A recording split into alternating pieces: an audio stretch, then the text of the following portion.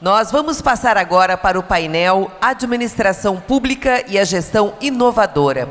Nós convidamos para subir ao palco o coordenador dos trabalhos, o administrador Afonso Vitor Viana de Andrade, presidente do Conselho Regional de Administração de Minas Gerais.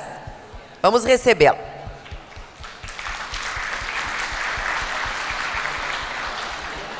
Chamamos para o palco o painelista administrador Eduardo Loureiro, por gentileza. Eduardo Loureiro é deputado estadual, foi prefeito da cidade de Santo Ângelo por 2 mandatos, de 2005 até 2012, e presidente da Associação dos Municípios das Missões por 2 vezes. É formado em Administração de Empresas na Universidade Regional Integrada, URI, com mestrado pela Universidade Federal do Rio Grande do Sul, a URGS. Foi professor da disciplina de Gestão Pública no curso de Administração na Universidade Regional Integrada e no Instituto de Ensino Superior de Santo Ângelo, IESA. Eduardo Loureiro é um gestor com reconhecimento estadual. Já foi outorgado com os seguintes prêmios e distinções: Administrador do Ano, Prefeito Amigo da Criança, Selo Empreendedor e Prêmio Gestor Público. Nós vamos agora convidar para vir ao palco o painelista, engenheiro comercial Mariano Zambrano.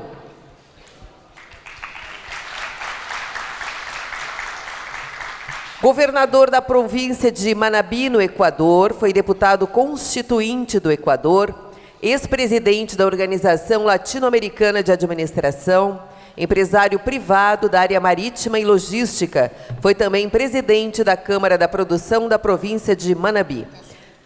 Por gentileza, queira ocupar seus lugares e nós vamos passar a palavra, então, ao coordenador dos trabalhos, o administrador Afonso Vitor Viana de Andrade, que vai conduzir este painel. Bom dia a todos. Em primeiro lugar, agradecer ao presidente Walter, a equipe que organizou este fórum, esse evento, de nos permitir de estarmos aqui como coordenador de uma das mais importantes painel que nós vamos ter, que é a Administração Pública e a Gestão Inovadora.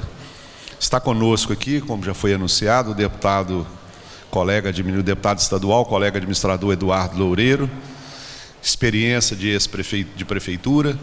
Está também conosco aqui o engenheiro Mariano Zambrano, prefeito de Manabí, no Equador. Eu tinha pedido aqui as pessoas para nos orientar. A palavra prefeito, no nosso entendimento, nós somos os prefeitos da cidade. Lá significa, é o governador do estado de uma província no Equador. Uma experiência muito grande vai nos passar. Bom, o nosso tema aqui hoje é um dos temas mais importantes que está no Brasil. Chama-se Administração Pública e a Gestão Inovadora para as administrações públicas. O que nós vemos hoje, ontem foi falado aqui num dos eventos, na abertura, um dos itens que nós deveríamos aprender, que nós administradores sabemos fazer, e bem, é fazer cumprir os orçamentos e as metas que a gente traça. O Brasil hoje passa por esse problema em todos os setores. Começamos lá em cima, no presidente, na presidente, e terminamos aqui embaixo nos prefeitos. Essa dificuldade, inflação, a falta de receitas, elas são mal administradas. Quando o país é mal administrado, é isso que nós estamos vendo aí: desequilíbrio, inflação, enfim, uma série de distorção que vai gerando em cadeia, e quem paga é o consumidor, quem paga são os elementos que pagam impostos. E nós vemos aí que um tema desse, ele é tão importante que se nós tivéssemos administradores à frente das empresas, como temos hoje nas empresas, se nós tivéssemos nas prefeituras, talvez o Brasil fosse outro. A gente tem visto administradores já comandando a sua prefeitura na sua cidade, e são aquelas que mais prosperam, são aquelas que aplicam os recursos certinho, são aquelas que cumprem com os organogramas, cumprem com a estrutura da administração e faz valer todo o aprendizado que a gente teve na escola e na iniciativa privada. Eu também tive uma experiência de prefeitura de 8 anos, e procurei fazer tudo aquilo que eu aprendi na escola, na minha vida privada, dentro da prefeitura. Falam muitas vezes que os recursos são poucos. Realmente é um valor muito pequeno que são transferidos às prefeituras. Mas quando as prefeituras aliam o pouco dinheiro e a sabedoria da administração, o pouco rende e consegue ainda fazer muitas coisas. E hoje nós vamos ter aqui na nossa mesa 2 experientes que lidam com esse problema público no dia a dia. E depois vamos falar das inovações, das coisas importantes. E no final, eu vou dizer algumas palavras sobre a crise que a gente vê e que acho, como administrador, daria nossa opinião para fecharmos o fórum, o que deveriam fazer pela experiência, pelos longos anos de vida que nós tivemos e por passagem na área pública, municipal e estadual. Então, eu gostaria de abrir aqui a nosso painel, o nosso deputado administrador, Eduardo Loureiro, que é ex-prefeito de Santo Ângelo, uma cidade próspera, pequena, mas muito organizada, e vamos passar para que ele possa falar aí pelos 35 minutos. Eu queria, antes de passar a palavra para ele, só lembrar o seguinte, que as perguntas deverão ser feitas por escrito, que conforme ficou organizado, conforme ficou acertado, ela não será aberta ao público para cada um fazer a sua colocação, mas poderão fazer por escrito, nos trazer, que nós encaminharemos e selecionaremos e vamos fazer dentro do tempo necessário aqui. Então, vou passar a palavra aqui ao deputado, colega administrador, para que ele possa fazer, durante seus 30 minutos, a sua colocação. Bom, eu queria inicialmente cumprimentar cada um dos senhores e das senhoras, fazer uma saudação especial aos meus companheiros da mesa, saudar o administrador Afonso Viana, que é o presidente do Conselho Regional de Administração de Minas Gerais e que traz consigo também uma experiência na gestão pública, porque já foi prefeito da sua cidade, lá em Minas Gerais. É um sofredor também, né, como todos os prefeitos desse país. Também quero cumprimentar de modo especial o engenheiro, governador, lá eles chamam de prefeito, mas na verdade para nós aqui se equivale ao cargo de governador do estado, da província de Marabi, o engenheiro Mariano Zambrano, a quem eu quero fazer uma referência especial, que nos dá a honra da sua presença aqui no Rio Grande do Sul. Quero cumprimentar também o Walter Lemos, que é o presidente do nosso Conselho Regional de Administração aqui do Rio Grande do Sul. Foi ele que nos gentilmente convidou para que nós pudéssemos participar desse painel. E permitam-me que eu também faça uma saudação aos meus conterrâneos, né? Para minha surpresa, logo que eu cheguei aqui, eu me deparei com muitos administradores que vieram lá da minha região. Eu sou da região das Missões, que fica no noroeste do estado, e, para minha alegria, pude reencontrar aqui o meu grande amigo, professor Mauro Crois, que é missioneiro, que foi meu professor, que foi o meu orientador da monografia, do curso de administração ainda na graduação, e que é uma pessoa que eu tenho assim uma referência, um carinho e uma administração, nós vamos falar, né? Mas eu tenho uma admiração muito grande, né? O professor Mauro acabou sendo também o meu padrinho de casamento, né? Tamanho a nossa amizade e a minha admiração por ele.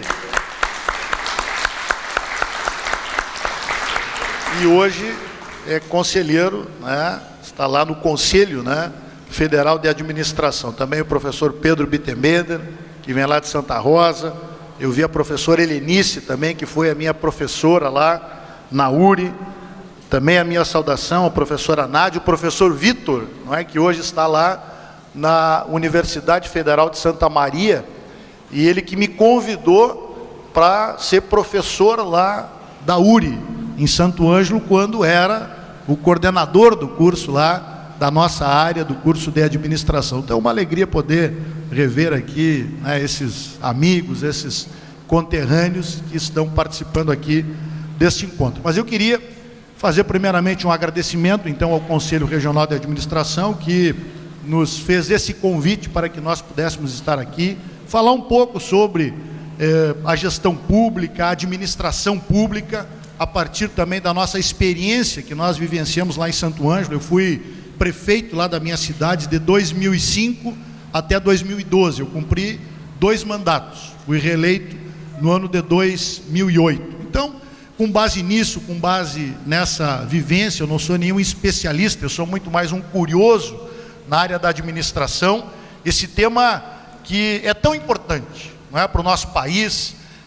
Hoje nós vivemos uma crise econômica no Brasil, e os problemas que a gente assiste nos governos, na gestão pública, não são à toa, né? Nós, infelizmente, não temos, no meu modo de ver, efetivamente uma cultura voltada à gestão, incorporada no setor público. Os problemas se verificam em vários lugares, em vários governos, e não vamos muito longe. Hoje nós estamos vivendo aqui, no estado do Rio Grande do Sul, uma crise talvez sem precedentes na nossa história. Nos últimos 44 anos, o Estado gastou, em 37 deles, mais do que arrecadou. Em apenas 7 desses últimos 44 anos, o Estado trabalhou com superávit financeiro. A dívida hoje do Rio Grande do Sul, ela chega a quase 60 bilhões de reais, quase 2 vezes o seu orçamento anual. O déficit projetado para este ano de 2005, ele supera os 5 bilhões de reais. Só o rombo da Previdência, que aliás é um dos grandes problemas hoje do Brasil, e talvez o principal problema aqui do Rio Grande do Sul, ele supera, neste ano de 2015, mais de 7 bilhões de reais. Então o Estado do Rio Grande do Sul, e todos nós, e quem mora aqui, quem acompanha sabe disso, ele vive uma crise violenta. Ele perdeu completamente a sua capacidade de fazer investimentos. O Estado não tem nem mesmo recurso hoje para pagar o salário dos seus funcionários, que estão aí nas ruas, estão em greve nesta semana.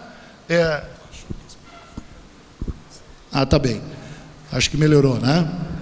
Estão aí os funcionários em greve, ocupando as ruas de Porto Alegre, ocupando lá a Assembleia Legislativa, o local onde nós trabalhamos. Então, o que a gente assiste, via de regra, nos governos e no setor público, no modo geral, é justamente a ausência das técnicas, das ferramentas que fazem parte da boa governança e que têm sido usadas, né, largamente pela iniciativa privada. Então, eu, no meu modo de ver, este talvez seja o grande desafio, não é? Incorporar esse conhecimento, incorporar estas técnicas, estas ferramentas dentro do setor público para que nós possamos ter uma gestão mais eficiente. Então, é um pouco desta reflexão que eu quero fazer aqui. E para poder entender a administração pública, nós precisamos conhecer as suas características, as suas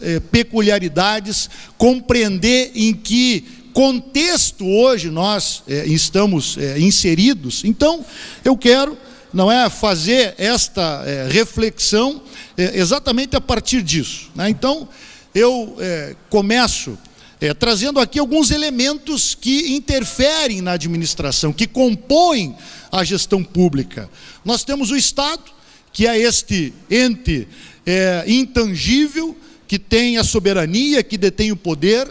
Nós temos o governo, que é um instrumento do Estado para que se possa alcançar os seus objetivos, que estabelece as diretrizes, que troca aqui no Brasil de 4 em 4 anos, e nós temos a administração, que é um instrumento do governo para cumprir também os seus objetivos, que é promover o bem comum.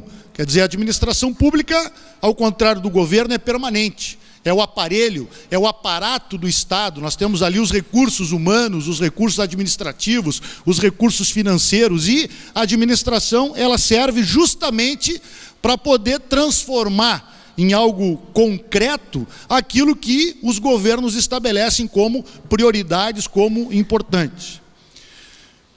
Com relação às peculiaridades da administração pública, quer dizer, nós precisamos compreender quais são as semelhanças, quais são as diferenças entre a administração privada, entre o setor público. No meu modo de ver, nós temos muito mais semelhanças, convergências do que diferenças. As principais são essas, quer dizer, todas as entidades privadas ou públicas, elas utilizam técnicas, né, administrativas, como o planejamento, a organização, a direção e o controle, que é a essência da administração. A divisão do trabalho utilizará técnicas semelhantes e haverá funções idênticas, como orçamento, financeira, contábil, de recursos humanos e assim por diante. E as principais diferenças, elas são essas três aqui, no meu modo de ver. Quer dizer, um governo ele tem como objetivo maior proporcionar o bem-estar à coletividade, enquanto que a iniciativa privada tem como objetivo primordial o lucro financeiro. Quer dizer, o governo ele trabalha para o conjunto da sociedade, ele não tem que necessariamente ter lucro financeiro, ele tem que sim prestar serviços eficientes para a população e melhorar a vida das pessoas. Esse é o foco, este é o objetivo. Enquanto que a administração privada, ela trabalha muito mais para um grupo específico visando efetivamente um retorno financeiro. Na administração pública, só se faz o que a lei permite. Talvez esta seja uma diferença fundamental e que explica também, muitas vezes, esse engessamento, esta falta de flexibilidade que a gente verifica no setor público de um modo geral. Porque os governos, eles não têm toda esta discricionariedade, não é que tem a administração privada. Quer dizer, para tomar qualquer decisão, precisa ter uma norma legal, precisa ter uma autorização, muitas vezes legislativa, enquanto que na iniciativa privada é exatamente o inverso. Quer dizer, na iniciativa privada se faz tudo aquilo que a lei não proíbe. Quer dizer, não sendo proibido, não tendo qualquer tipo de impeditivo, você pode fazer. Então você tem uma liberdade muito maior para agir no setor privado do que no público. A cúpula da administração é frequentemente substituída em função do partido vencedor das eleições, quer dizer, essa descontinuidade, ela dificulta o planejamento, as ações de longo prazo, quer dizer, os governos acabam pensando, planejando, agindo, apenas tendo como horizonte o período do seu mandato, que aqui no Brasil é 4 anos, quer dizer, não há uma cultura de longo prazo, de visão de longo prazo dentro do setor público, não é o contrário da administração privada, onde o poder de mando raramente se altera e a continuidade da alta administração é a regra. Bom, com relação, eu acho importante a gente olhar um pouco isso e saber da onde nós viemos, onde estamos e para onde nós devemos ir.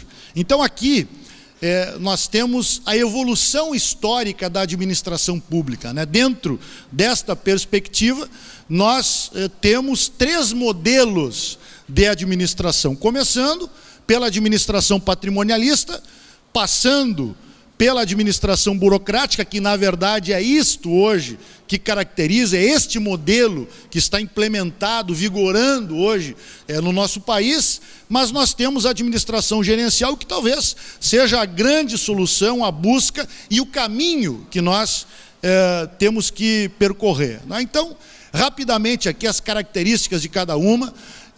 A administração patrimonialista, que vigorou até o início do século passado, ela tem estas características marcantes, né? Talvez a mais importante delas é a confusão entre o público e o privado, o endeusamento do soberano, quer dizer, não havia uma organização, não havia carreiras de Estado, aquilo, quer dizer, a administração, ela está na cabeça do governante, quer dizer, ele define, de acordo com as suas preferências, de acordo com a sua visão, a ausência, não é, de carreiras administrativas, a desorganização do Estado é uma regra, é uma característica, o descaso pelo cidadão e pelas demandas sociais, quer dizer, então, há 100 anos atrás, até menos do que isso, era assim que funcionava a administração pública. Para resolver esse problema, como forma de combater a corrupção, o nepotismo, não é, que eram características marcantes desse modelo de administração, veio então aquilo que nós passamos a conhecer como administração burocrática, né? E as principais vantagens desse modelo de administração são essas aqui, quer dizer, o caráter racional e a divisão do trabalho, quer dizer, passou-se a utilizar adequadamente os meios com vistas ao alcance dos fins, a impessoalidade em relação aos meios, quer dizer, passou a se ter regras, né, para que os fins pudessem ser perseguidos sem favorecimento ou perseguição, a profissionalização, a capacitação dos funcionários, quer dizer, o funcionário burocrata, ele é um especialista, administrar é a sua profissão, está dentro, não é, da carreira do Estado, ele faz carreira dentro da administração. A competência técnica, a meritocracia, a contratação se dá mediante critérios técnicos e não seguindo critérios pessoais. Então, o modelo burocrático, ele veio para tornar a administração mais eficiente. E isto passou a acontecer aqui no Brasil a partir da década de 30. 1930 foi o marco, não é, do início da implantação desse modelo dentro da administração pública. Mas ela trouxe também algumas desvantagens, assim como trouxe vantagens, trouxe alguns problemas, trouxe aquilo que se chama de disfunções do modelo burocrático, que é o formalismo exagerado e excesso de papelório. Quer dizer, nós saímos de uma ausência total de regras, de normas, para um excesso de normas. Então, isso acabou tornando a administração pública muito rígida. Nós não temos flexibilidade por conta disso, né? O apego exagerado às regras, aos regulamentos internos. Então, o Estado, ele passou a ser acusado de ineficiente e ineficaz por conta disso. E com o tempo, naturalmente, este modelo ele passou a ser muito contestado por conta das suas disfunções e das exigências impostas por um mundo em transformação, e nós temos hoje exatamente esse cenário. Quer dizer, de um lado, um Estado exageradamente formal, inflexível, engessado, frente ao mundo que está a 1000 por hora, em constante transformação, mudanças, é a globalização, são as novas tecnologias, é o surgimento das grandes corporações de nível mundial, onde as palavras de ordem são a flexibilidade, a agilidade, a inovação, não é? Então, nós precisamos, de alguma maneira, não abandonar a administração burocrática, porque ela trouxe, como nós vimos aqui, algumas vantagens, ela tem, não é, o seu lado positivo, porque senão nós vamos voltar ao patrimonialismo, que é a ausência de regras, e quando se trata, né, do poder público que administra as coisas da sociedade, evidentemente que nós temos que ter todo um regramento, não é, para que não se descambe aí para a corrupção, para os desvios, que hoje, inclusive, mesmo com todo esse regramento, acaba acontecendo em praticamente todos, ou em muitos órgãos públicos hoje no país. E a sociedade, evidentemente, ela passou a exigir respostas do poder público, né? Quer dizer, qual é o grande desafio? O que a sociedade está aí nas ruas cobrando? Mais governança. O que se entende por governança? É justamente a capacidade de governar, de decidir e implementar políticas públicas que atendam às necessidades da população. É a capacidade financeira, administrativa em sentido amplo, de um governo implementar políticas, relaciona-se com a competência técnica. Então, este é o grande clamor da sociedade. Aliás, nós estamos vivendo no Brasil já há pelo menos 4 ou 5 anos, desde os movimentos lá de 2011, não é? As pessoas saindo para as ruas, as pessoas externando com muita veemência sua revolta, sua indignação, exatamente em função do poder público não cumprir com as suas funções. O Brasil hoje é um dos países que mais cobra impostos, não é? Quer dizer, são quase 40% do PIB, é a nossa carga tributária. E as pessoas não recebem o retorno que desejam, que esperam. Os serviços públicos, eles não vêm na quantidade adequada, eles não vêm na qualidade desejada. Nós temos problemas em todas as áreas, na saúde, na educação, na segurança pública. Então isto naturalmente gera toda esta indignação que está aí. Não é? A todo momento aí nós estamos vendo as pessoas se mobilizarem, as pessoas saírem para as ruas, as pessoas, não é? Fazerem protestos, enfim, a todo momento, exatamente por conta disso. Quer dizer, nós não recebemos do poder público este resultado, não é, que nós desejamos. Quer dizer, o governo promete e não cumpre, nós pagamos impostos e não recebemos aquilo que gostaríamos. Então este é o grande desafio, né? Quer dizer, as pessoas, elas estão cobrando exatamente isso: governança, políticas públicas, mais investimentos. E como é que nós podemos resolver isso? Quer dizer, como é que nós podemos melhorar a administração ou fazer com que ela efetivamente cumpra com o seu papel, atendendo às demandas da sociedade, atendendo este clamor que está aí nas ruas e na cabeça das pessoas? É aí que entra justamente a administração chamada gerencial. Quer dizer, é um novo modelo que, na verdade, de forma ainda muito tímida, muito lentamente, ela vem sendo implementada dentro do setor público, que é caracterizada pela busca da eficiência, pela redução de custos, pelo aumento da qualidade, tudo isto focando os cidadãos, as pessoas que são os clientes da administração pública. Não é como se fosse na iniciativa privada. Então, aquilo que a iniciativa privada já passou há muitos anos atrás, eu sou do tempo ainda que se estudava lá, programas de qualidade, quem não tiver qualidade não vai sobreviver. Bom, hoje isso é o óbvio, quer dizer, se tu não tiver uma eficiência, se tu não prestar serviços efetivamente de qualidade, se tu não atender adequadamente a expectativa do teu cliente, na iniciativa privada você acaba saindo do mercado. No setor público, esta revolução, digamos assim, ela está acontecendo e deve se intensificar cada vez mais, porque é o único meio, é o único caminho, é o único jeito para resolver o problema do setor público, que precisa de recursos para poder atender às demandas da sociedade. Mas a saída não é aumentar impostos.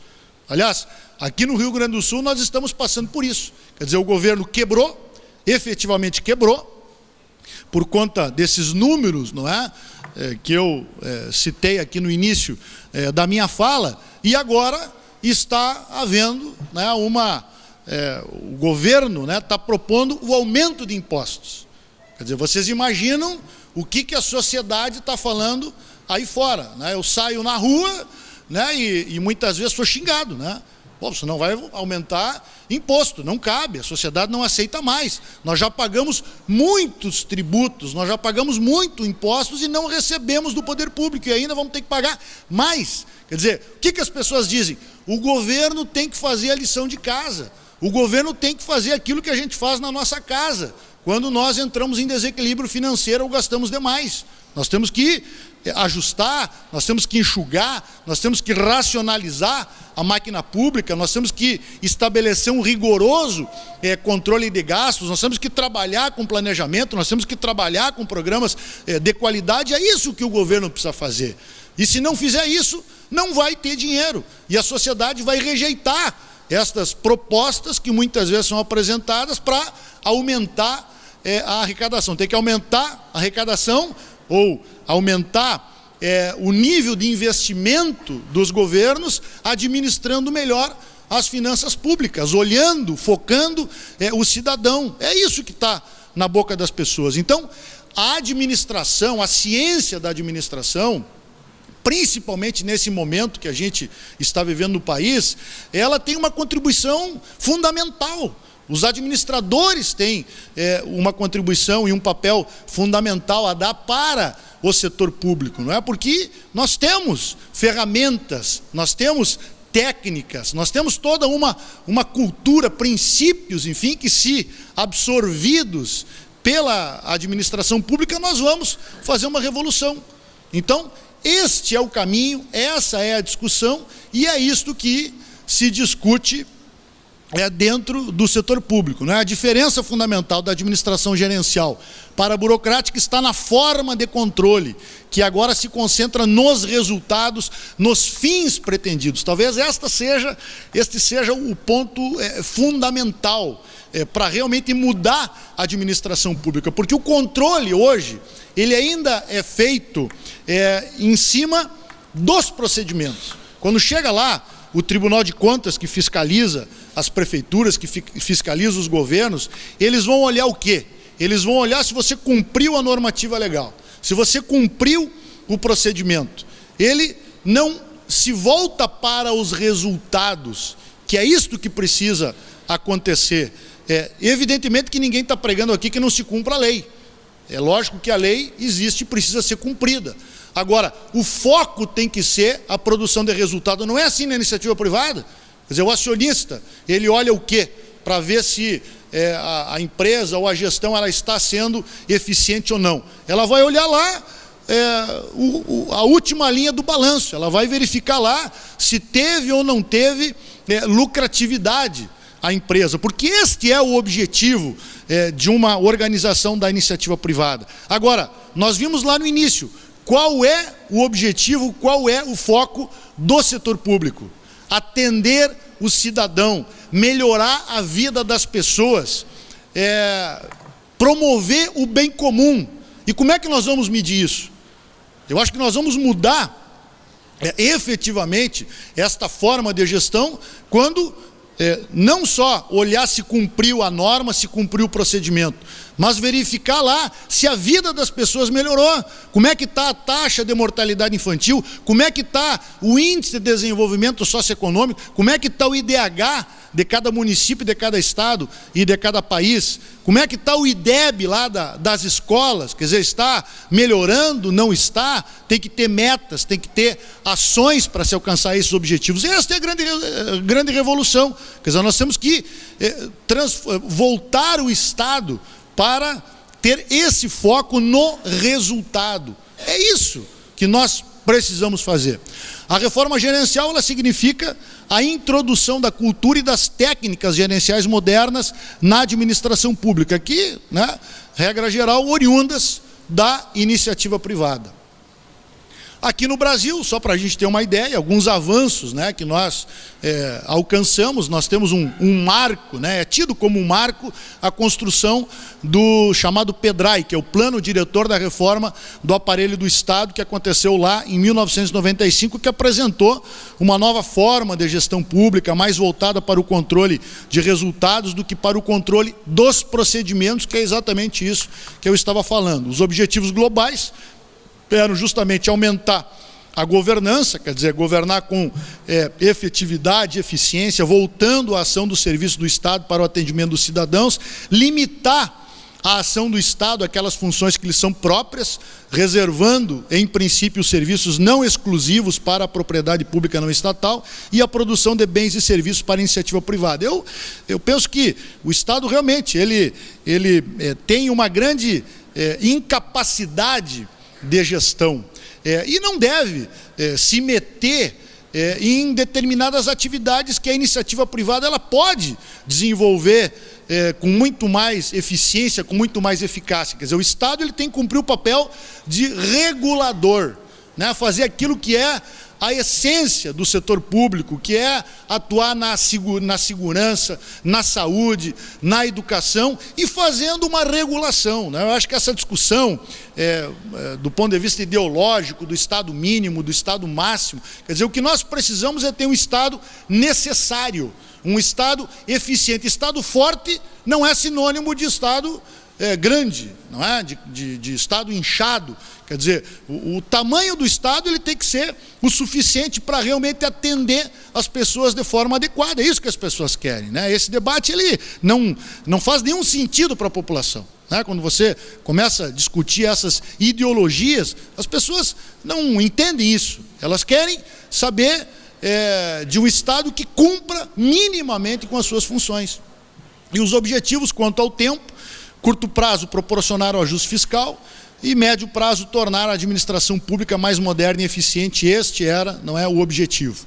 E aqui alguns resultados, né, desta chamada reforma, né? Tivemos alguns avanços, mas eu acho que talvez o grande problema ainda é termos efetivamente uma cultura voltada para esta gestão, não é, mais eficiente, mais qualificada, enfim. Foi definido aqui como um instrumento de planejamento de longo prazo, o plano plurianual que todas as administrações têm que fazer, que passou a orientar a atuação governamental em busca de resultados, com direcionamento para o longo prazo e para a sustentabilidade. Nós tivemos a Lei de Responsabilidade Fiscal, que foi criada em 2000, que eu acho que realmente ela trouxe muitas mudanças, trouxe limites, né, em determinados gastos, o próprio endividamento. Quer dizer, hoje você não tem condições, né, de simplesmente endividar um governo, uma prefeitura, porque tem penalidades. Então ela é um instrumento muito importante que contribuiu para melhorar a gestão. E na área de recursos humanos, embora tenha havido avanços significativos relacionados à reestruturação de carreiras, contratação de servidores e treinamento contínuo, a meritocracia, ela não passa ainda de uma ilusão. Quer dizer, nós temos que avançar muito ainda nesta área de pessoal, tá? Então, resumidamente, quer dizer, esta chamada nova gestão pública, ela procura resolver esta equação, que na verdade é uma utopia. O que nós podemos é avançar, nós podemos melhorar, né? Nós temos, de um lado, uma demanda da sociedade que é infinita, quer dizer, as pessoas esperam investimentos em todas as áreas, frente a uma capacidade do Estado limitada, ou incapacidade do Estado de atender a expectativa, de atender as demandas da sociedade. Então, para resolver isso, para poder avançar, para aumentar a capacidade do Estado de promover investimentos, nós temos que melhorar a gestão, não tem outro caminho, né? E o desafio é esse, é construir um Estado voltado para resultados. E aqui, para encaminhar o encerramento aqui da minha fala, né, já fui avisado aqui que eu tenho poucos minutos, então eu quero ser bastante rápido, porque o Walter, quando foi me convidar, ele me disse: olha, é importante tu falar um pouquinho lá, né, da tua experiência em Santo Ângelo, né? Então, à luz de tudo que nós falamos, eu gostaria de trazer, então, com relação a isso, algumas informações. E todo prefeito, não é, quando ele chega, ele se depara com esta realidade, que é importante a gente compartilhar aqui e que afeta muito também os estados, não só os municípios. O que nós temos hoje no Brasil?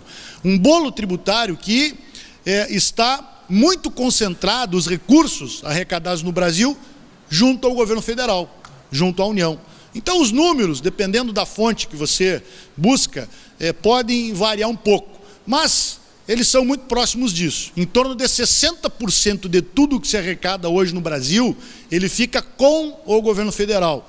Em torno de 25% é distribuído para os estados e apenas 15%, ou em torno disso, para os municípios. E nós vivemos numa federação. A Constituição de 88... 68%. Não, Afonso me diz aqui... Olha aí, então, ele está corrigindo aqui, ele está dizendo que esse quadro é muito pior, né? Quer dizer que hoje os dados, eles são 8% para os municípios, 22% para os estados, 68% para o governo federal. Então é uma loucura. Você chega numa prefeitura e você depara com um orçamento extremamente limitado. Hoje as prefeituras, via de regra, têm recursos para fazer aquilo que a gente chama de feijão com arroz. Quer dizer, pagar os funcionários, não é, fazer a limpeza da cidade, mais alguma coisa, mas não tem capacidade de fazer investimentos. Então este é o grande desafio.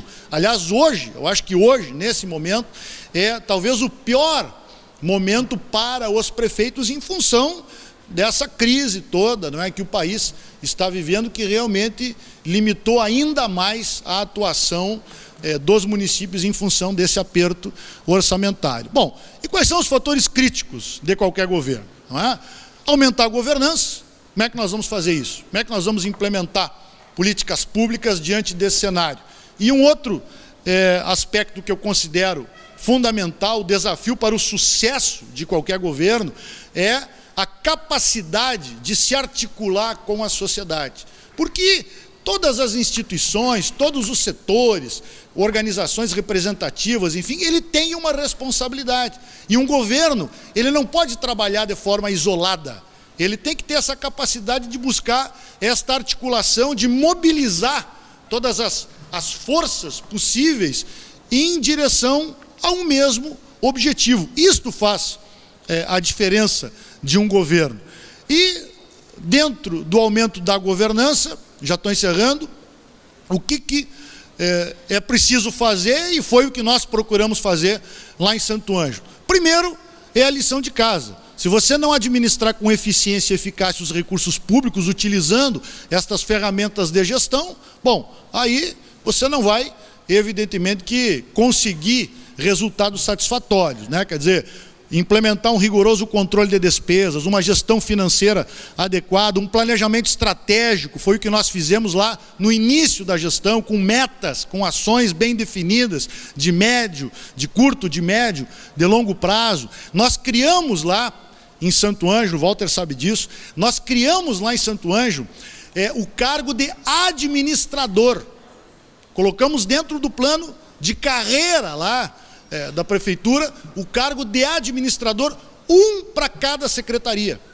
Porque quando nós começamos a implementar essas ferramentas todas, deparamos evidentemente com uma série de dificuldades, porque, de um modo geral, as pessoas elas não dominam isso, ou têm muitas dificuldades. Então, poxa, por que não nós termos um administrador profissional, contratado por concurso público, para compor lá, para estar ali dentro de cada uma das secretarias, para ajudar na gestão, para que estas técnicas, para que esses princípios, para que estas ferramentas possam efetivamente ser desenvolvidas. Então foi uma ação importante e isto virou realidade lá no município de Santo Ângelo.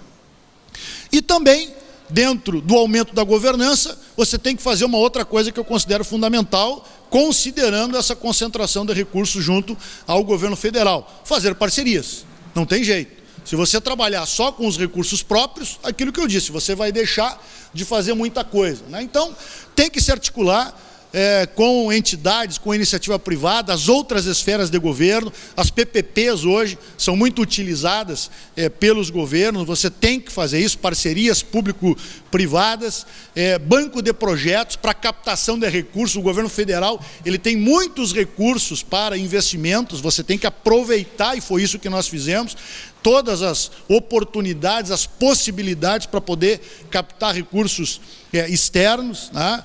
Nós conseguimos lá, nesse período de 8 anos, em torno de 400 milhões de reais em investimentos, num período de 8 anos, isso para a Prefeitura de Santo Ângelo, que tinha um orçamento lá em 2005 de 50 milhões, nós conseguimos elevar esse orçamento nesse período lá em 185%, enquanto que a inflação no período ela ficou em 50%, grande parte desse volume de recursos ele acabou viabilizando investimentos nas mais diferentes áreas. E o outro aspecto fundamental que eu citei antes diz respeito a esta articulação com os diversos atores, não é, da sociedade. Eu acho que isso é fundamental. E aí tem que ter uma agenda comum. Quer dizer, com base no planejamento estratégico, como é que nós vamos fazer todos os atores, toda a sociedade, através das suas entidades de classe, representativas, enfim, olhar para um mesmo objetivo. Tem que ter uma agenda comum. E isto lá na região, para quem conhece as Missões, são vários municípios, né? São 25 municípios que compõem esse território missioneiro. Santo Ângelo é o maior município, é o polo regional, e o que nós fizemos lá foi também um planejamento estratégico regional, que inclusive foi desenvolvido lá pela URI, pela nossa universidade, juntamente com a associação dos municípios lá daquele território, de forma que todos pudéssemos ter os mesmos objetivos. Bom, se o importante lá para desenvolver a região é ter um aeroporto regional bem estruturado, com voos, né, regulares para Porto Alegre, bom, então vamos investir nisso e vamos brigar para ter recursos para isso. Se o importante é fazer infraestrutura lá nas estradas, os acessos municipais, fortalecer os hospitais da região, enfim, o que é importante para que o setor público possa promover o bem comum, possa melhorar a vida das pessoas. Então, você articular todo o conjunto, as universidades, a iniciativa privada, as entidades de classe, em torno de um mesmo objetivo, ele é fundamental, você vai ter muito mais condição para poder conquistar os investimentos. Então, seria isso, depois eu permaneço aí, né, Afonso, para responder alguns questionamentos, então eu agradeço pelo espaço e fico à disposição.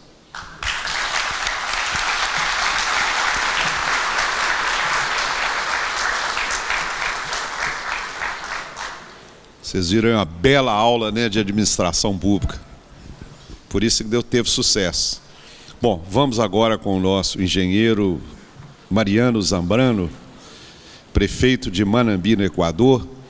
E torno a lembrar o pessoal que as perguntas deverão ser formuladas por escrito e dirigido à mesa. Vamos passar a palavra para ele, 30 minutos aí, seu controle, fica à vontade.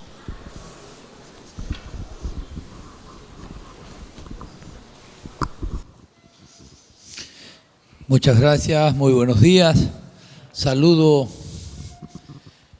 a todos los participantes en este acto tan importante para los administradores y en especial a Walter Luis de Lemos, un gran amigo que preside el Consejo de Administración, a el colega Eduardo Lovireiro, que me ha dado también a mí una clase, y yo sé que la mayoría de ustedes van a salir entusiasmados para participar también en la política para mejorar las condiciones de Brasil, porque según veo que están bastante duras. También saludo a nuestro administrador, Alfonso. Antes de iniciar mi presentación, yo quiero hablarle un poquito de quién soy y por qué estoy en la política para que se comprenda un poco mejor. Soy nacido en el campo y me considero un montubio y viví los primeros 15 años con muchísimas dificultades. En el campo trabajamos desde que empezamos a caminar. Y los sistemas de gobierno que se aplicaban eran muy duros, no teníamos absolutamente nada, sin luz eléctrica, sin agua potable, sin carretera, etc.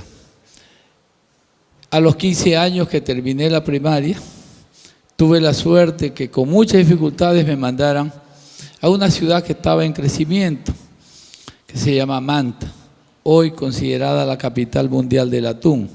En esa época se estaban construyendo las obras portuarias.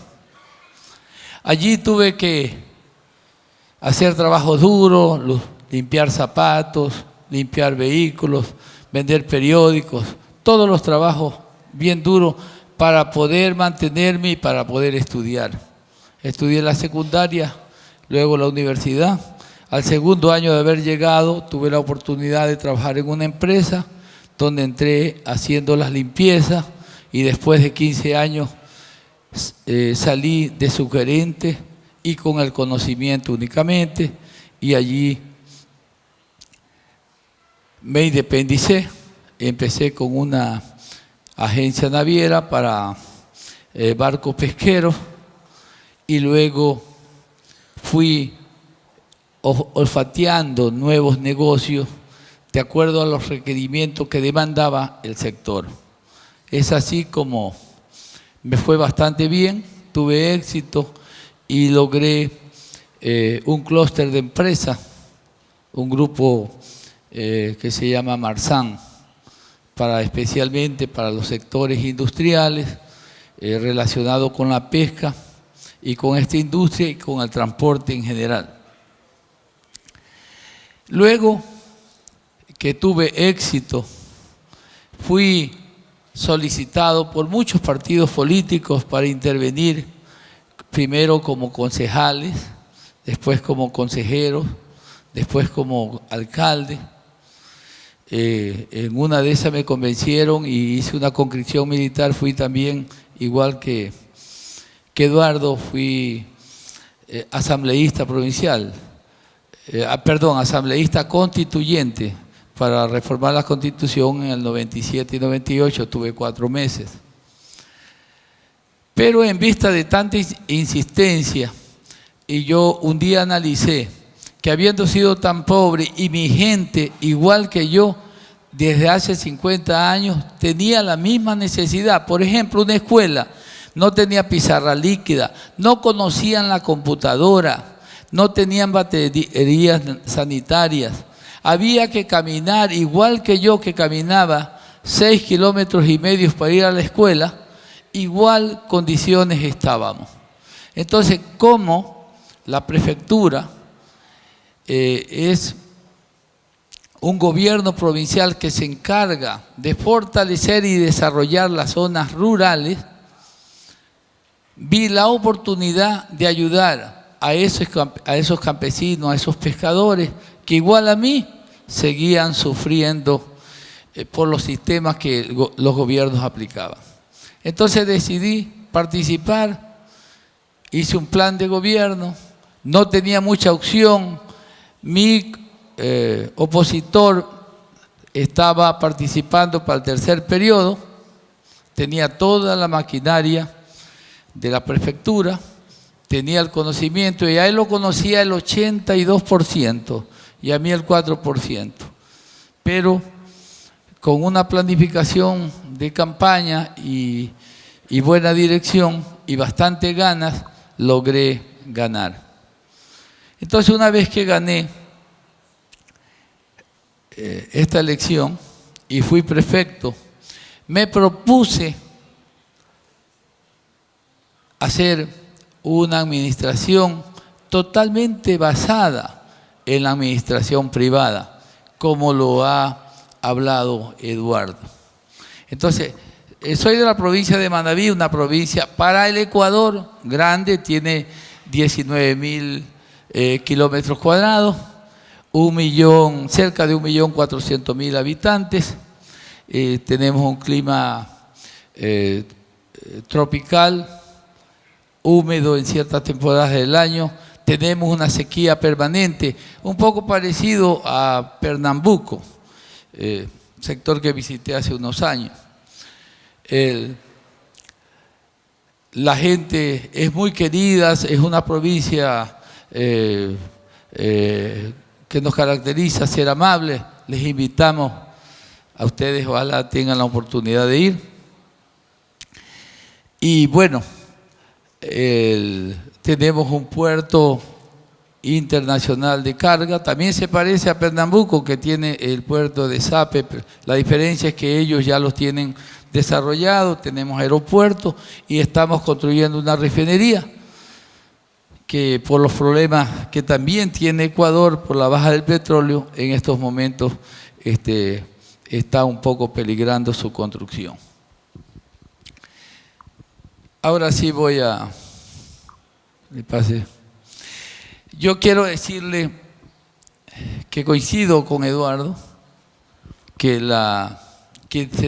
y don Alfonso también, que se necesita ser administrador justamente para solucionar los problemas. Entonces yo encontré una provincia con un modelo antiguo de administración, la distribución del gasto de inversión estaba el 70% para obras comunitarias, Es decir, hacían la obra política y apenas el 30% para la vialidad, donde faltaba todo, no había cómo llevar los productos a los lugares de consumo, no había cómo trasladarse la gente, era en realidad una provincia abandonada en la gestión vial. Por eso, el incremento de las personas que salíamos del campo a ocupar los cordones de miserias en las ciudades como Guayaquil, Quito y Manta era numeroso. Faltaba la conectividad, el sector productivo no tenía motivación, no tenía prácticamente el apoyo que debería darle un gobierno que estaba destinado al desarrollo. Entonces, por eso, coincidiendo con Eduardo, la gestión pública se basa en 4 principios básicos de la administración. La distribución de los recursos de inversión acorde a las nuevas metas, 55% para obras públicas, 10% para desarrollo humano, porque tampoco hay que descuidar al factor humano, el 10% para fomento productivo, 10% de riego y drenaje, 5% de gestión de riesgo y 10% en general. La planificación, también coincido con él, si no sabes a dónde vas, acabarás en otra parte. Nosotros tenemos que saber qué dirección le damos. Antes de delinear estas metas, hice un diagnóstico de mi provincia. Y justamente gracias a ese diagnóstico pude hacer la planificación conociendo las potencialidades de recursos y conociendo también nuestras debilidades.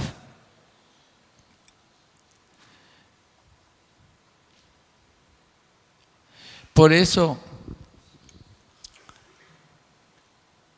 la organización debió de darnos a nosotros roles definidos, o sea, nosotros tenemos que definir qué roles ocupan cada persona, qué capacidad tiene, qué conocimiento, los recursos disponibles y la articulación constante. ¿Qué es lo que propende a la ejecución efectiva? Para eso nosotros teníamos que hacer una relación entre las diferentes direcciones que tiene el gobierno provincial. Es decir, que cada uno tiene que ocupar sus roles de acuerdo a su profesión. Ahí teníamos el compadrazgo, o sea, el que llegaba a ocupar un cargo por cuestión política, era una institución que sobrepasaba las 1000 personas, era muy, como en todas partes, como aquí también, muchos cargos públicos, entonces no funcionaba bien.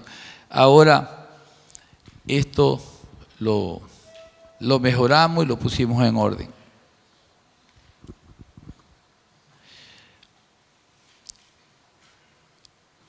El éxito de alcanzar los objetivos propuestos depende de la eficiencia de los recursos utilizados. Justamente los recursos financieros no eran bien utilizados. El recurso humano tampoco era, se optimizaba de la mejor forma y no había programa de gestión entre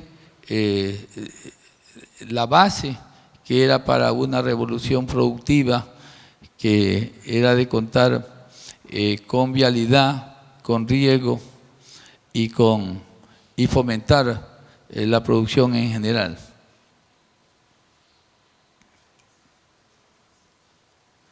Por eso teníamos que tener un control. Debido a esto, giramos 180 grados al gobierno provincial, se presentaron muchos inconvenientes, pero nosotros allí detectamos dónde estaban los problemas, los identificamos, hicimos la corrección, hicimos la implementación y luego la socialización.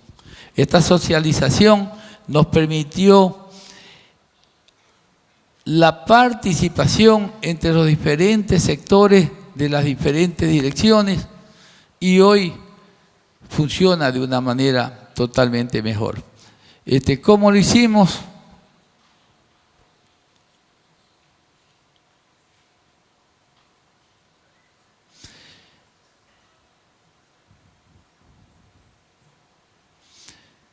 Nosotros en Vialidad teníamos una dirección de obras públicas. Creamos la empresa pública de construcción. A ver si me ayudan con... Creamos la empresa pública de construcción y creamos Manaví Vial. La empresa pública de construcción nos ayudó para nosotros mismos intervenir en la reconstrucción vial de toda la provincia. Hicimos un préstamo muy grande y armamos una empresa totalmente competitiva y las utilidades, que son sobre el 25%, se quedaban allí, porque como lo dijo Eduardo, en la empresa pública no hay utilidades, hay es obra que construir. Entonces nosotros tuvimos y tenemos esa gran ventaja de que ahorramos un 25% en la construcción. Y lo mismo, no éramos dueños o no era competencia nuestra la vialidad estatal, y tomamos el reto de unir a las dos ciudades más importantes, Manta y Puerto Viejo. Una es la ciudad industrial y la otra es la capital, y ahora estamos administrando con un peaje que es irrisorio, pero eso nos permite a nosotros tener una vía mejor. Desarrollamos un sistema vial, hemos intervenido en más de 10.000 kilómetros en estos 10 años y eso nos ha permitido un cambio total para que de esta manera la gente regrese nuevamente al campo y vea como oportunidad para vivir mejor.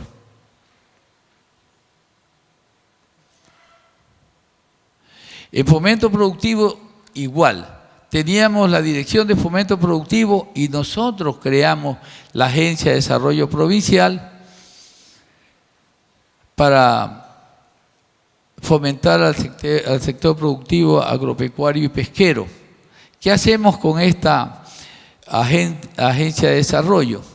Nosotros hacemos todos los proyectos igual de orden administrativo, tenemos la relación directa entre los diferentes segmentos de la producción y nos permite a nosotros actuar de una manera directa. Así, por ejemplo, con los productores de cacao, nosotros a través de los técnicos le hemos mejorado la calidad, hemos llegado a los procesos de ponerle valor agregado.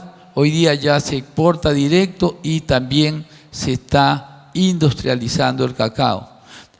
Para conocimiento de ustedes, el cacao nuestro es considerado como el cacao fino de aroma más requerido, especialmente en Europa, para el proceso del cacao. Aquí voy a ir a Gramado a preguntar también si utilizan el grano ecuatoriano. Nosotros también en la Dirección de Medio Ambiente teníamos la Dirección de Gestión Ambiental y creamos la Corporación Agroforestal. Hemos reforestado sobre 40.000 hectáreas, yo creo que llegamos a las 60.000 hectáreas ahora, único en el país.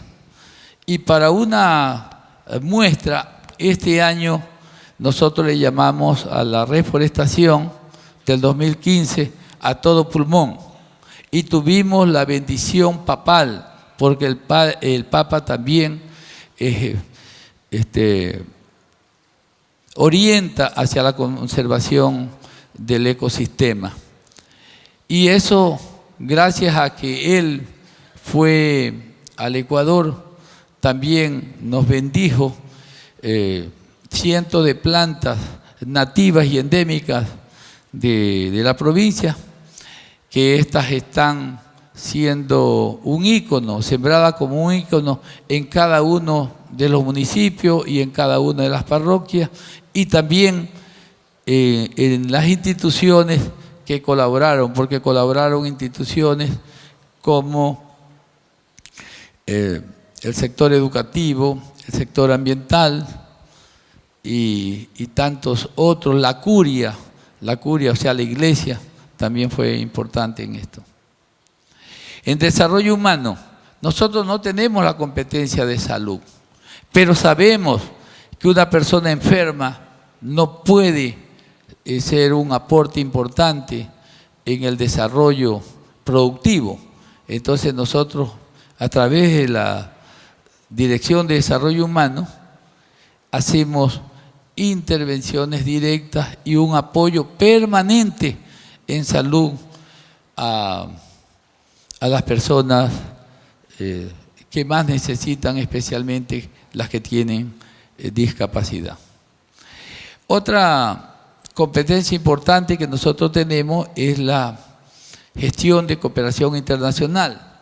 Gracias a eso hemos tenido nosotros apoyo en los sectores pesquero, agrícola y ganadero.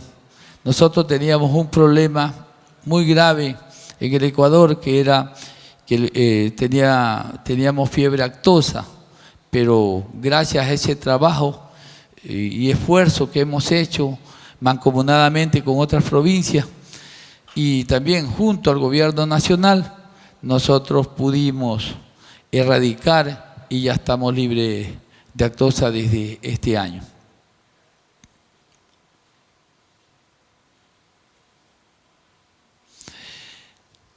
Yo creo que la articulación con el gobierno nacional es importantísima. Por eso ahí me ven ustedes con el actual presidente. En la parte baja está el señor vicepresidente, que es el autor del cambio de matriz productiva, donde Manabí, mi provincia, entregó la agenda productiva. Esto nos permite a nosotros no solamente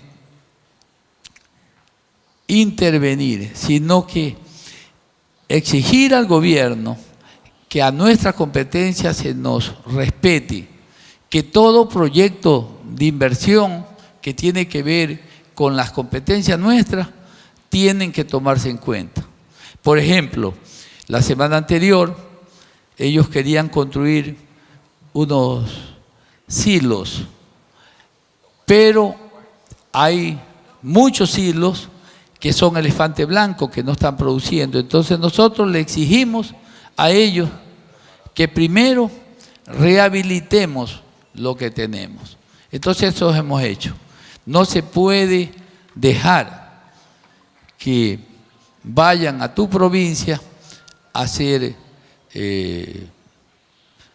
una inversión que mañana no dé los buenos resultados. Entonces a nosotros nos ha servido tener un acceso directo, exponer nuestros proyectos, y aparte de eso también es importante los socios que tú consigas. Nosotros, los gobiernos parroquiales, que son después de los municipios, los pueblos pequeñitos que están en la zona rural, esos son nuestros principales aliados.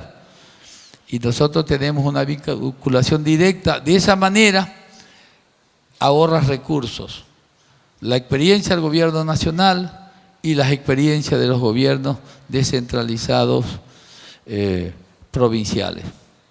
Eso a nosotros nos ha llevado a que la provincia nuestra sea reconocida como la provincia del milenio, no solamente por los macros proyectos que se están construyendo, sino también por nuestra ubicación geográfica y porque hemos intervenido en las áreas de agricultura, ganadería, con muchísimo éxito, donde hemos demostrado que administrar es importante, pero administrar bien es lo que te da el éxito. Ahora en nuestra provincia no hay excusa para que la inversión nacional y extranjera no llegue.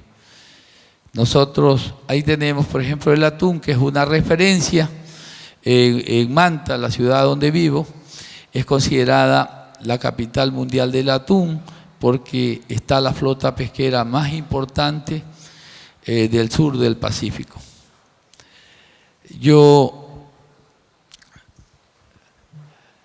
quiero que ustedes compartan estas frases que a mí me han ayudado mucho, del doctor Christian Bernard. Él dice: piensa en grande y tus hechos crecerán. Piensa en pequeño y quedarás atrás. Piensa que puedes y podrás. Todo está en el estado mental. Y también dice eso cuando yo tenía apenas 20 años, más o menos, o 22, leí que muchas guerras se han perdido antes de su primera batalla haber comenzado. Y ningún administrador puede decir que no puede. Y también Peter Drucker en la década del 80, en uno de sus libros dijo que en el siglo XXI el capital más importante no era el dinero, no iba a ser el dinero, sino el conocimiento. Y eso es justamente lo que Eduardo y yo estamos inculcando para mejorar los éxitos. Y algo que me enseñó mi padre a levantarme a las 5 de la mañana, que es que el que gana la mañana gana el día. Muchas gracias por la oportunidad que me han dado de expresar. Yo no soy un orador, se lo dije a Eduardo, pero sí hablo con el corazón, como lo habla él. Me satisface mucho que un administrador como usted, Eduardo, tenga mucho éxito y oriente para que, si el gobierno y las condiciones públicas en Brasil tienen que cambiar, tenemos que hacer prevalecer que en los puestos clave de la administración debemos de estar los administradores.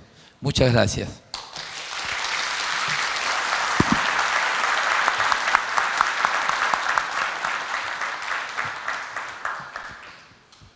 Bem, colegas, viram aí duas palestras brilhantes, né? Gostaria de fazer uma retificação aqui. Nosso colega Walter nos encaminhou aqui, Walter Lemos, que o engenheiro, o Dr. Mariano Zambrano, é administrador de empresa. Engenheiro lá é correspondente ao engenheiro comercial, que é o nosso curso de administração e administrador aqui. Então fica aqui a ressalva, que está colocado aqui no Perdão, não le material. entendi, é que não me ha servido a tradução. É administrador, não é Sim. isso? Bom, estamos chegando às Sí, perguntas aqui. y me permito decir algo, ¿no? Que Walter es tan amigo mío que, al igual como Eduardo encontró aquí padrino, Walter es mi compadre, es padrino de este administrador, también de este colega, Mariano Junior. Y gracias por estar aqui novamente. Muito bem. Nós temos aqui várias perguntas. Vou dar um tempinho para chegar a mais algumas. Notamos aqui pela experiência que nós temos na administração pública também. Anotei aqui um item que nós administradores não costumamos pensar. Há poucos dias, faz um ano e meio, fizemos um trabalho na faculdade e eu fui fazer uma pesquisa junto com 40 alunos de um trabalho que nós estamos já há muito tempo, a gente estava tentando levantá-lo para ver. O deputado Eduardo citou aqui um grande problema, é a falta de continuação dos planejamentos, do organograma, da estrutura pública. O que nós temos maior problema é justamente essa continuidade, né, de administração. E fazendo um estudo recentemente, talvez nenhum dos senhores aqui perceberam isso, e quando nós saímos de Gramado, no evento há 3 anos atrás, nós ouvimos ali uma palestra do autor americano sobre a China, Megatrends, e passou despercebido a muitos ali o sucesso da China. E vou fazer um resumo de 2 minutos aqui dentro do tempo que nos é permitido, e a gente foi fazer um estudo depois sobre isso, e nós chegamos à seguinte conclusão: essa falta de continuidade, que é o sucesso da China, é a continuidade, e nós fomos ver o mundo. Você olha assim a América, né? América do Norte, nós chamamos as Américas, nós temos o Alasca, que é um país desenvolvido, é possessão americana, um estado americano. Vem o México, o Canadá, parlamentarismo, continuidade. Vem os Estados Unidos, ele é presidencialismo, mas é parlamentarismo. Depois nós podemos falar 2 minutos sobre ele, por que está perdendo a continuidade. Vem o México, presidencialismo, atraso. Vem a América Central, só Porto Rico desenvolvido, é presidencialismo. O outro é possessão americana. América do Sul, todos os países são presidencialismo ou foram ditaduras recentes, atraso. Vai para a África, só 2 países desenvolvidos, a África do Sul e a Argélia e o Marrocos, parlamentarismo, o resto é presidencialismo ou ditadura, atraso total. A Europa se divide em 2, ocidental e oriental. A ocidental, 2 países eram ditadura, Portugal e Espanha. Ficou um atraso na rabeira em desenvolvimento dos outros países. O dia que implantaram o parlamentarismo, esses 2 países hoje chegaram ao nível da Europa, estão se integrando. Vai um pouquinho para a direita, né? Você pega a Turquia e a Grécia.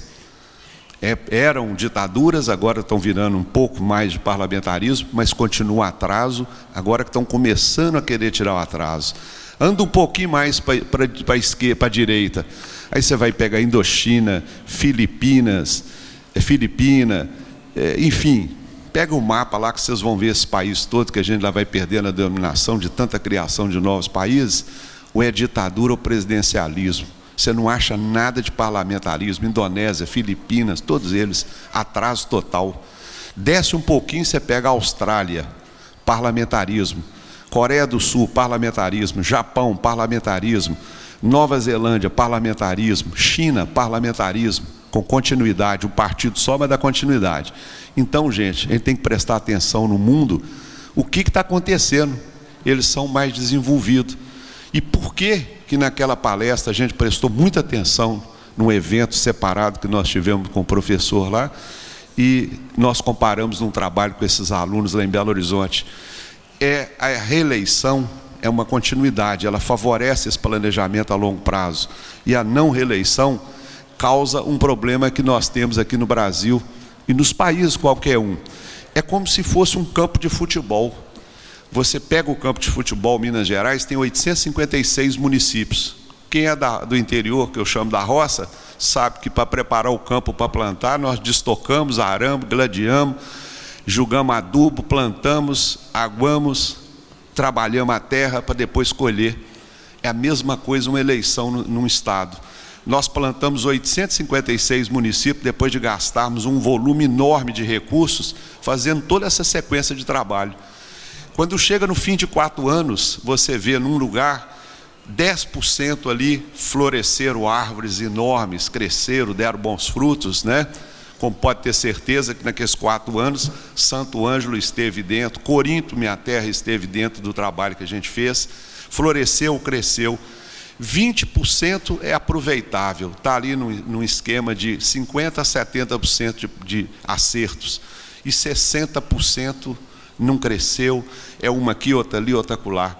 O que acontece? Ao invés de nós pegarmos as ruins, cortar e plantar novamente, e dar continuação àquelas que floresceram, nós passamos o trator, arrancamos tudo, voltamos tudo na estaca zero e começamos de novo. Degradar, arar, adubar, conservar, enfim, plantar, colher. Quando você volta daí 4 anos, mais 4, aonde tinha uma árvore que já floriu, estava grande, poderia crescer e dar bons frutos, foi cortada, está raquítica. Veio outro que não conseguiu fazer mais nada, dar continuidade. E assim vai a sequência. Então esse, deputado, é um grande problema que nós brasileiros não prestamos atenção e que é fator de desenvolvimento da China. E nos Estados Unidos, o que aconteceu? Lá o Partido Democrata ganhava sequencialmente as prefeituras, com reeleição permitida quantas vezes era possível. Os governos estaduais, a maioria era republicano, e a presidência alternava republicano e democrata, republicano e democrata. O que aconteceu? Com um tempo para cá, ele começou a ficar muito solto, começou a misturar muito e perdeu aquela sequência de desenvolvimento. Agora eles começaram a acordar e lá vai dando sequência. Na China, quem ouviu o professor dar a explicação dele, é formado administração, prefeito, os secretários, aqueles que vão sobressaindo ali, tem escola para prepará-los, vão mudando para outro lugar, ele vai mantendo, aqueles bons prefeitos ali vão para outras cidades maiores, um secretário bom sobe para o lugar dele, eles estão tendo continuidade, não corta, não ara, não degrada, enfim, não faz esse trabalho da roça. Bom, isso eu gostaria de passar para os senhores, que eu acho que nenhum dos senhores aqui ouviram esse tema, porque foi um trabalho que nós fizemos na escola, e que, pensando bem, a razão é essa aí, do atraso do presidencialismo.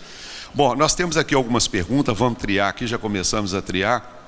Eu vou passar para o deputado aqui, é do administrador Gilmar Luiz Colombelli. Diante da crise do Estado do Rio Grande do Sul, o que pode ser feito de prático para encontrar o equilíbrio das contas, quando os poderes executivo, legislativo e judiciário não estão se entendendo? Bom, o problema do Rio Grande do Sul é realmente muito grave, né? Eu explanei aqui os números.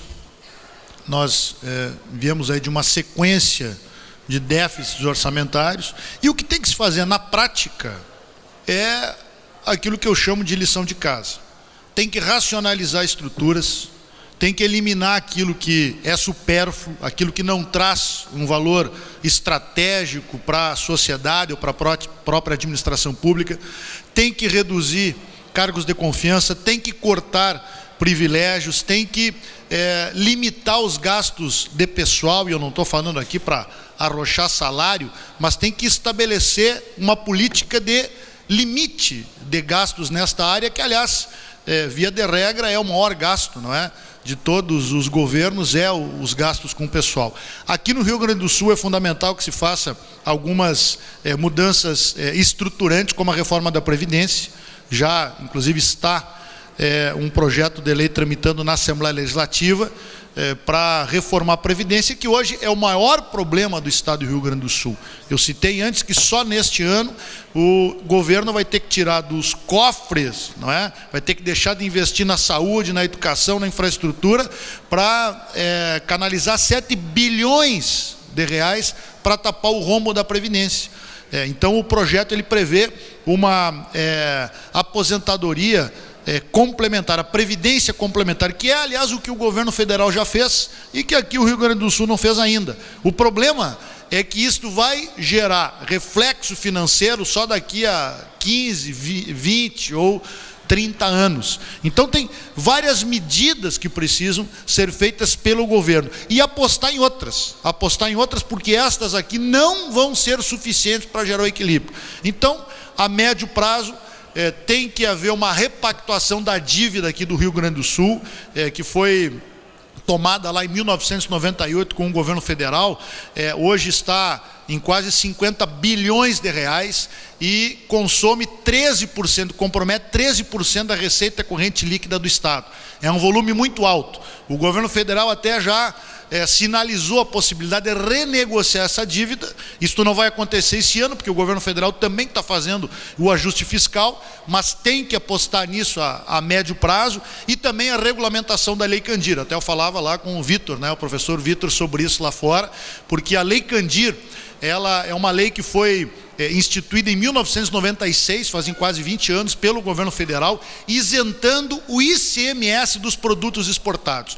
O Rio Grande do Sul perde anualmente mais de 3 bilhões de reais por conta desta isenção que foi definida pelo governo federal, e no texto legal previa que o governo federal iria compensar os estados e remeteu isto para uma regulamentação. Como geralmente acontece, aprova-se a lei, o governo não regulamenta e o Estado fica aqui com o prejuízo. Então, tem que regulamentar a Lei Candir. Claro que isso depende da negociação, depende da articulação política, mas são estas as tarefas que têm que ser feitas. Quer dizer, a lição de casa, cortar, enxugar, reduzir aquilo que for necessário e fazer as reformas estruturantes e apostar também nessa renegociação da dívida. Porque, emergencialmente, para realmente pagar a folha em dia, infelizmente, esta conta, como geralmente acontece, se fosse uma empresa privada já tinha fechado. Como é governo, não fecha, mas joga a conta para a sociedade, e para fechar as contas, a solução vai ter que aumentar imposto, pelo menos por um período, para poder fazer com que todas estas medidas possam produzir efeitos a médio e longo prazo. Com essa pergunta também vem aqui para o deputado. É importantíssimo aqui, difícil de responder. Bom, vem do Hermes Machado, funcionário público. A gestão pública, independente do modelo de administração adotado, enfrenta um grande problema. A nomeação dos secretários de estados, diretores de órgãos públicos, que muitas vezes não têm a mínima condição de ser gestor público. Como evitar essa situação? Eu acho que é bem fácil, tem que eleger a pessoa certa.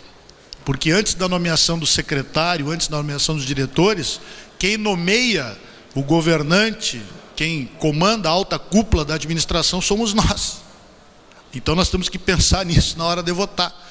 Nós temos que eleger alguém que realmente tenha esta visão e não assuma um governo, uma administração para montar uma equipe desqualificada, uma equipe que não tenha realmente condição de fazer uma boa governança. Então, me parece que essa é a única saída. Nós temos que, antes de nomear o secretário, tem que pensar em quem é que nós vamos botar lá para comandar essa cúpula, essa estrutura. Bom, tem uma outra aqui. Joab, mas não estou entendendo. Joab... Bom dia, Eduardo. Você acredita que com a aprovação da Câmara, reforma política, onde uma das propostas é o fim da reeleição para o Executivo e tempo de mandatos maiores, irá ajudar ou prejudicar a administração pública? Essa reforma política que está sendo votada e que foi votada pelo Congresso não vai mudar absolutamente nada. Aliás, nós perdemos a grande oportunidade de garantir mudanças importantes que pudessem melhorar o nosso sistema eleitoral, o nosso sistema político. Perdemos a oportunidade. Proibir a reeleição, eu sinceramente tenho as minhas dúvidas se isso é ou não é o mais adequado. O Afonso falou aqui do sistema parlamentarista. Nós temos no Brasil o sistema presidencialista. Sabe qual é o problema do sistema presidencialista? Você vota, escolhe um governante, muitas vezes ele acaba não correspondendo com a nossa expectativa, e aí o que nós vamos fazer? Vamos ter que aguentar 4 anos de um mau governo. A reeleição, ela tem uma vantagem, que se o governo for bom, você pode renovar o mandato. É o que acontece nos Estados Unidos. Se ele for ruim, interrompe ali. Se fosse o parlamentarismo, nós não precisaríamos aguentar um governo ruim durante 4 anos. trocaria o governo na medida em que ele perde o apoio popular. Eu também acho que o sistema parlamentarista, pelo menos em tese, ele é o melhor. Aqui no Brasil não sei se iria funcionar com esse Congresso que nós temos lá, sinceramente. Nós delegar poderes maiores para o Congresso e a Câmara, não sei, tem que melhorar muito a representação política. Agora, isto que aprovaram lá como reforma política, dizendo que a reeleição é a grande fonte de corrupção, bom, se você usa a máquina para se reeleger, então tem que aperfeiçoar os mecanismos de controle, porque é ilegal usar a máquina. Aliás, eu acho um absurdo. Eu fui prefeito lá em Santo Ângelo, concorri à reeleição no exercício do cargo. Eu acho que para quem tem princípios éticos, valores, tudo bem. Mas e aquele que quiser realmente fazer o uso da máquina? Será que nós temos ferramentas para coibir isso? Eu acho que, no mínimo, o que teria que se fazer, então, era impedir que o governante que concorre à reeleição permanecesse no exercício do mandato durante o período da eleição. E quem garante também que ele não vai usar a máquina para eleger o seu sucessor, um correligionário seu? Então, eu acho que os pontos cruciais, importantes para melhorar o nosso sistema político não foram tocados, não foram mexidos, que seria o financiamento das campanhas. Esta sim é o grande foco de corrupção hoje no Brasil, uma limitação nos gastos das campanhas. Tem campanhas aí milionárias, né, que o presidente da Câmara lá se elegeu, isso é público, com um valor de 6 milhões de reais, custou a campanha dele para deputado federal. Isso é uma loucura, isso é um absurdo, né? Então eu acho que os pontos essenciais, eles não foram tocados e perdemos, portanto, realmente uma grande oportunidade, e acho que o que foi mudado não vai alterar em absolutamente nada, não vai melhorar em nada o nosso sistema político. O nosso tempo vai permitir 2 perguntas rápidas aqui, eu acho de suma importância. Manel Carlos, gestor do Programa de Inovação de Gestão Pública do Espírito Santo Inoves e conselheiro do CRA Espírito Santo. Parabéns pela apresentação e falo pelo trabalho desenvolvido em Santo Ângelo. Se todos os prefeitos do Brasil estivessem no seu nível de conhecimento, como com sua visão gerencial, a gestão pública no Brasil estaria muito mais avançada. Eu gostaria de valer como poderia ter acesso aos seus slides apresentados, uma vez que o evento não disponibilizou na internet. Então está aqui o e-mail, vou passar, se o deputado permitir, vou passar para o pessoal para que eles possam passar ao solicitante aqui. Pode ser por e-mail, né? Tem uma outra pergunta aqui também. Quem quiser pode me dar o e-mail que eu envio. Isso, também está aqui, o deputado colocou aqui, que poderia ser disponibilizado de alguma maneira. Fizeram uma pergunta aqui, deputado. O senhor poderia disponibilizar de alguma maneira a sua palestra, o PowerPoint? Obrigado. Então ele diz, encaminhe o e-mail para ele aqui, passa num papel, que ele fará o encaminhamento para os senhores. E um outro aqui, é o último para nós encerrarmos a nossa reunião, maravilhosa, por sinal. Muito tempo que eu não vejo assim 2 aulas de administração pública no nível que poderíamos resolver o problema desse nosso país. Administrador Jorge Campos, o qual tem muito respeito, um grande professor. A gestão pública deve ser feita de forma sistêmica e integrada, onde, por exemplo, a área da gestão de segurança está interligada com a saúde, haja vista que uma área influencia a outra. Você conhece algum exemplo de gestão pública no Brasil baseada nessa orientação estratégica? Exemplo. Realmente, eu confesso que não conheço. Eu vi um exemplo, né, desse modelo de gestão vigorando aqui no Rio Grande do Sul, na época do governo Ieda Cruzius, que não é, inclusive, do meu partido. Mas eu lembro que eles implementaram exatamente este modelo, né, através da nucleação. Então, se o objetivo era melhorar a segurança, como foi dado o exemplo aqui, então você estabelece esses objetivos e cria um núcleo e faz parte desse núcleo, então, todas as áreas afins. Então, há uma reunião, há um coordenador daquele grupo, se estabelece os objetivos, se trabalha de forma sistêmica em busca daquele objetivo. Quer dizer, o foco é alcançar aquele objetivo, não é? E com a contribuição das várias áreas que têm afinidade com aquele tema. Então, eu lembro que aqui no Rio Grande do Sul foi implementado esse modelo. Desconheço outro governo, outro órgão público que trabalha desta maneira, mas acho que realmente esta é a forma mais adequada.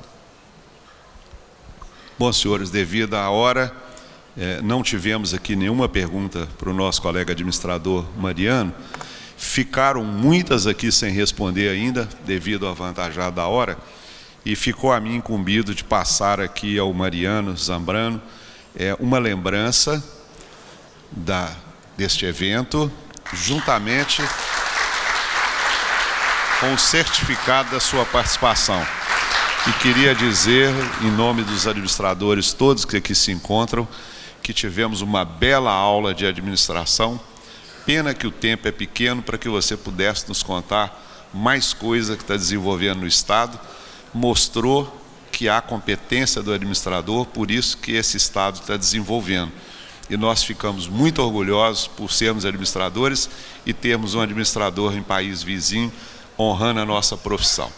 Então, estamos aí deixando essa pequena lembrança e gostaria que sempre que você olhasse esse certificado que lhe é passado, que nós recebemos com muito carinho a sua palestra aqui. Gostaria de passar também ao deputado, que nos deu uma aula também de administração, e um certificado também, e que esse certificado lhe acompanhasse, viu? Dizendo que você deu uma aula e um show para nós aqui, administradores. E é o que eu sempre falo para todos os lugares que eu vou. Hora que o administrador chegar ao comando do Brasil, nós vamos ter outro país neste país. Muito obrigado a todos pela presença e vamos participar de outros eventos. Obrigado a todos.